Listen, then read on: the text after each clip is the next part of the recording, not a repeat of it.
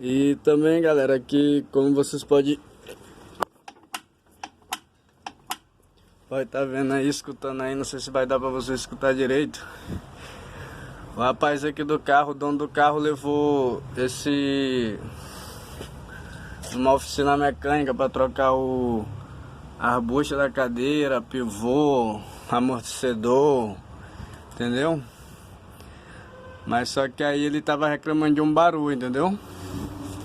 Reclamando de um barulho, eu botei o carro aqui em cima da rampa para avaliar o barulho do carro. Era apenas o copinho do amortecedor, galera. Como vocês podem ver aqui, ó, esse copinho do amortecedor aqui que tá pegando na haste do amortecedor. Pegando a haste do amortecedor aí, tá fazendo um barulho terrível aí, incomodando o cliente, entendeu? Incomodando o dono do carro.